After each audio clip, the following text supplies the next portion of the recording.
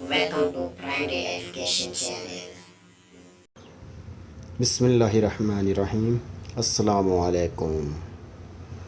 जी तो बच्चों, कैसे हो? ठीक ठाक, उम्मीद है आप सब खैर खैरियत से ठीक ठाक होंगे।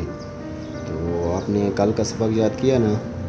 हाँ ठीक है, तो पढ़ते हैं आज के सबक की तरफ। देखते हैं कि आज कौन सा हर्फ पढ़ना है। तो आज हमने पढ़ना है फे। तो ये है फे की शक्ल। देखते हैं फे से कौन कौन से अल्फाज बनते हैं। सबसे पहले फे से फूल,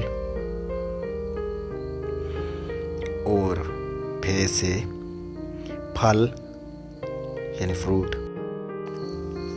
तो ये था आज का सबक, आपने अच्छे तरीके से याद करना है। कल मिलते हैं एक नए सबक के साथ, तब तक के लिए अल्लाह हाफिज़।